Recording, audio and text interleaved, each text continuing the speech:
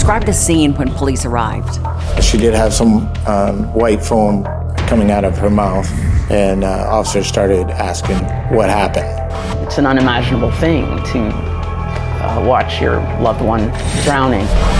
The manner in which he claims she drowned is just a huge stretch.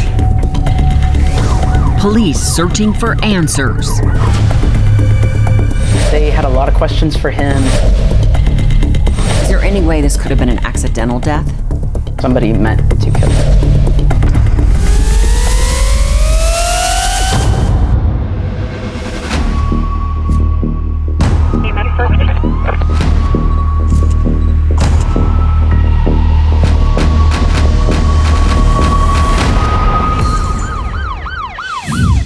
Hi, I'm Nancy O'Dell. Today's Crime Expose takes us to Key West, Florida. A last-minute vacation taken by a pair of lovers to an idyllic hideaway turned into a nightmare when the woman ended up dead. Police had to sort through the couple's party lifestyle to determine if this was indeed a drowning or something worse. But a hurricane nearly derailed the investigation and almost let a killer go free. Determined investigators went high-tech to follow the evidence and catch the killer. A humid late summer evening in Key West is the last stop before the Atlantic Ocean and a perfect spot to escape prying eyes.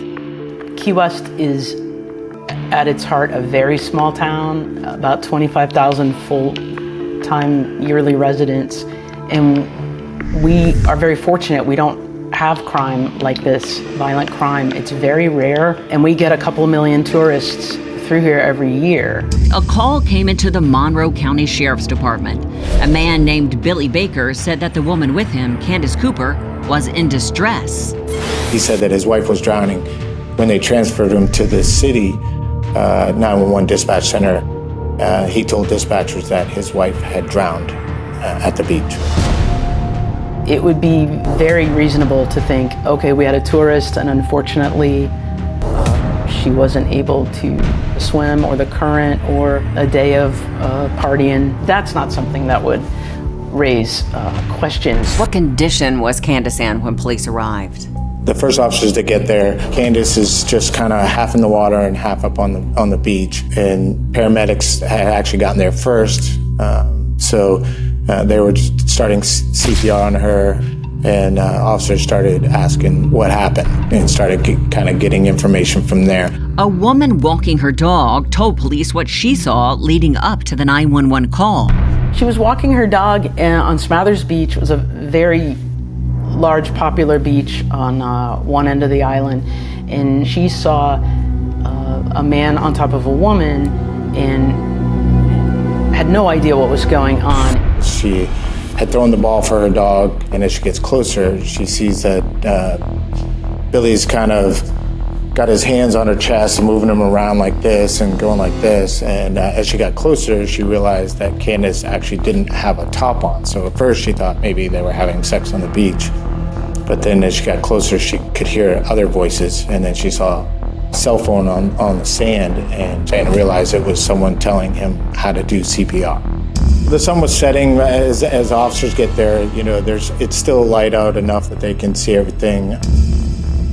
Paramedics rushed Candace to a Key West hospital, but it was too late to save her.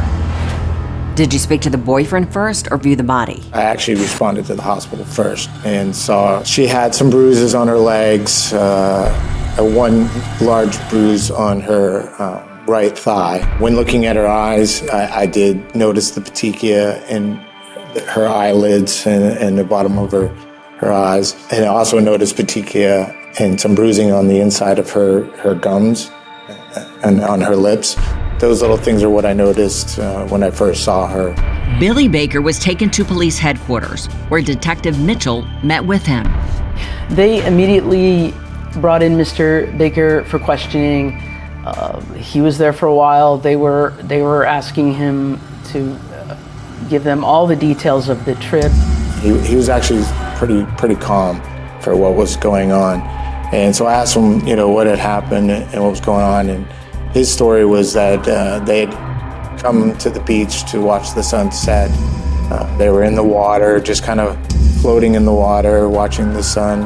And after a couple minutes, he looked over at her and he said that she was right next to him. And she wasn't moving. So he kind of was like, ha ha, you got me, you're joking. And then she still didn't move, so he got up, and he said that when he rolled her over, he could tell that she was drowning. And so then he said that he pulled her up to the edge of the water. And he says he began CPR and then ran to the truck to call 911. The detective pressed Billy for more details of Candace's final minutes. So were you skeptical of Billy at all, of the account that he was telling you? I said, well, was she diving in the water? Was she, jumping around? Did she hit her head? And he was like, no. So his version was just that she just rolled over and face first into the water and drowned. That appeared odd. She wouldn't make a sound or make a move. The body's instinct, you're drowning, is it wants to breathe, and you're going to move, you're going to splash about or make some noise. And his version was that she just was face down in the water and she just drowned. A romantic vacation had ended in unimaginable horror. Detective Mitchell had to dig deeper and investigate why a healthy woman who knew how to swim ended up dead. A discreet swim on a deserted Florida beach ended in death for 36-year-old Candace Cooper. Police wanted to know how this could have occurred when thousands of others who swim the Keys every year don't drown. None of that mattered to Candace's family when they learned of her death. I was 19, was going through a real bad time in my life. Next thing I know, I'm getting a call at about 1 a.m.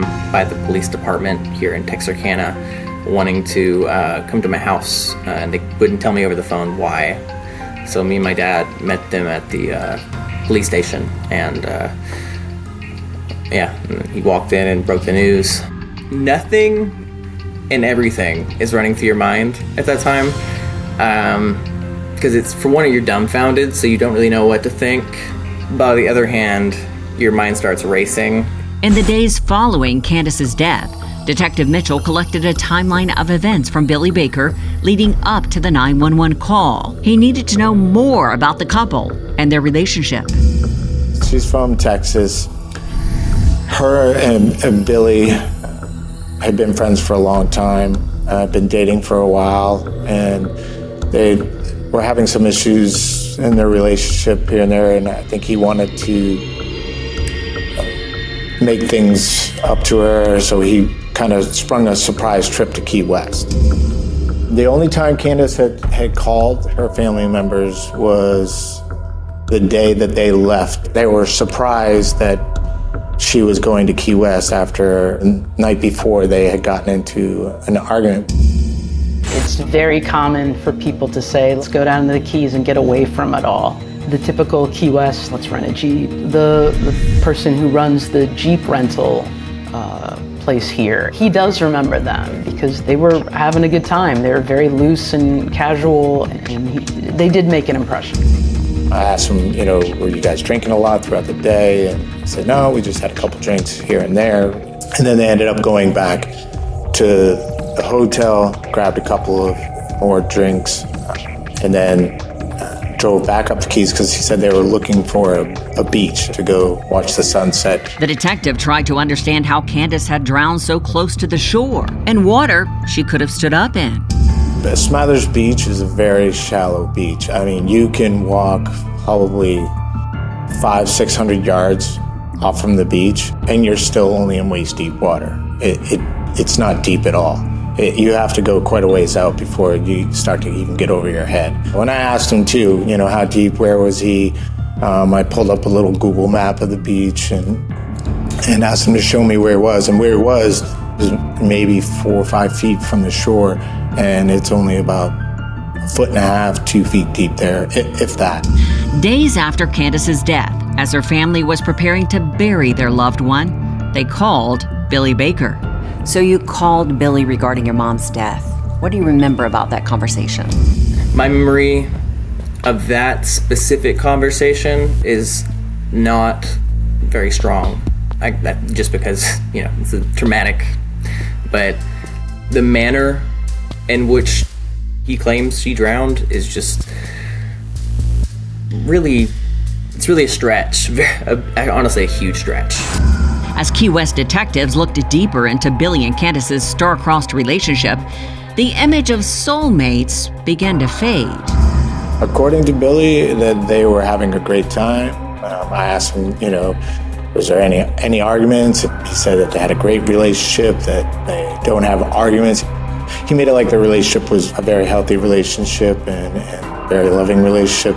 I asked, were you guys drinking a lot? And he's like, no, we don't. We just had a couple of drinks and that was it. So, but talking with family members, originally she did not want to go to Key West. So she said no, and that actually caused an argument between Billy and Candace. He apparently threw a pickle jar at her and hit her in the head. They were separated, I guess, that night. And then I guess the next day he convinced her to go to Key West. But when questioned again, Billy had another story. How about the night before she drowned when y'all were in the hotel? I heard that y'all got into a fight that night. We got into an argument and I walked out. Detective Mitchell wrapped up the interview with Candace's boyfriend. His version of events didn't seem like a logical explanation for why Candace was dead. We took him back to his hotel. We had gone through the hotel room and started discovering the large amount of alcohol. And that's when we really started seeing how much alcohol was being consumed by them. The uneasiness police were feeling was magnified by Candace's family. As you were preparing for your mom's funeral, was Billy helping? Were you talking to him, or was he talking to anybody in the family?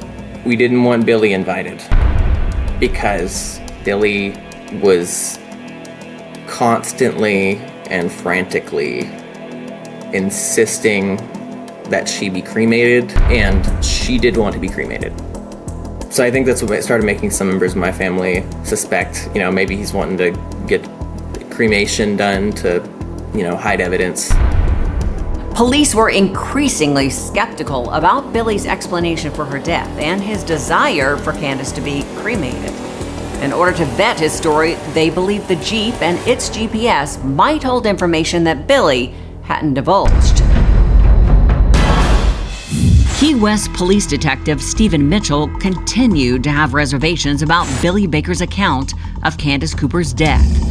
Other than Candace herself, the only other constant in their final hours was the Jeep, and there was a way to confirm or poke holes in Billy's story. He said they got to the beach, they got out, they poured a beer, and then just went straight into the water. And his timeline was that they had been there for about 30, 40 minutes.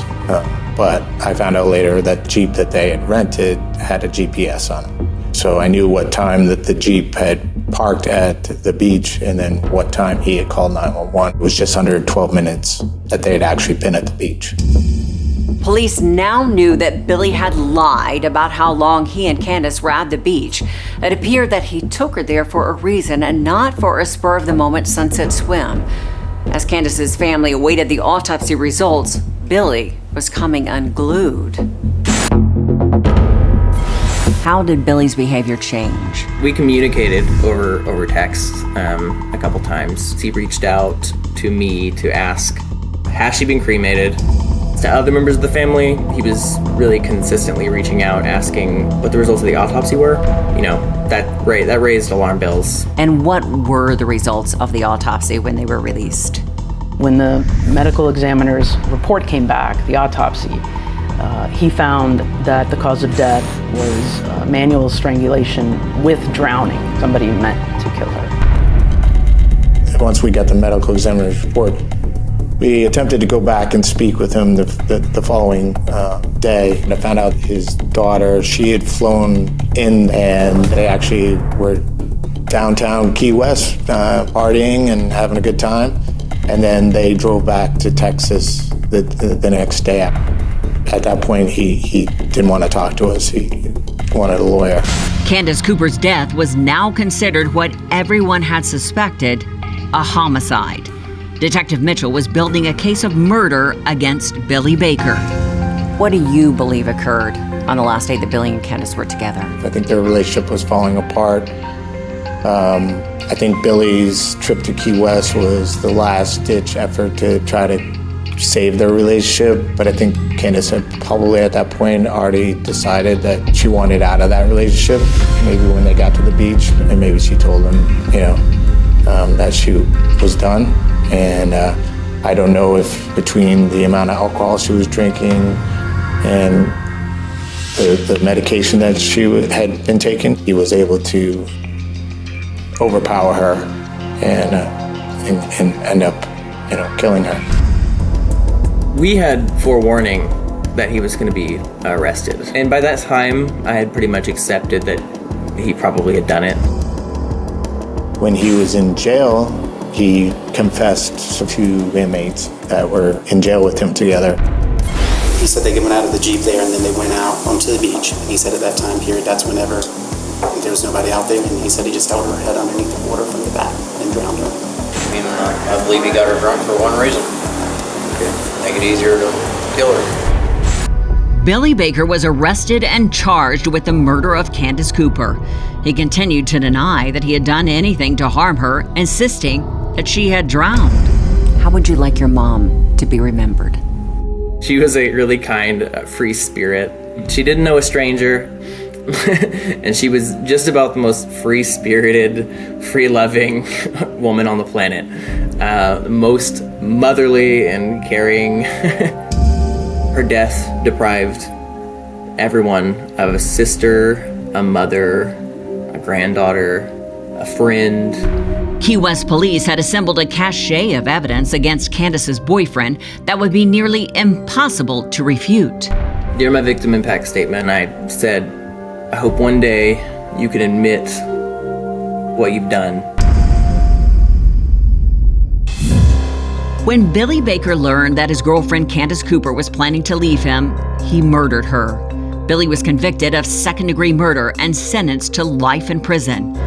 He has never expressed remorse for killing Candace, the mother of 2 sons. The murder of Candace Cooper devastated her family, a loss they continue to feel today. Since the death of his mom, son Colton has begun studying law, a career he chose as a tribute to her.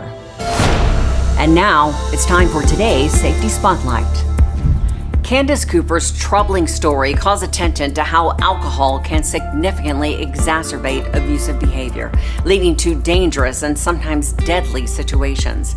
If your partner is intoxicated and a conflict arises, focus on de-escalating the situation rather than engaging in arguments. Remaining calm and avoiding confrontational behavior can help prevent the situation from worsening.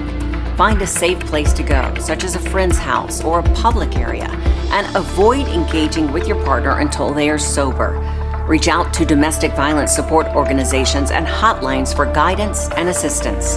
The National Domestic Violence Hotline, 1-800-799-SAFE, offers confidential support and resources to help individuals in abusive situations. I'm Nancy O'Dell. For all of us at Crime Exposé, please join us next time and stay safe.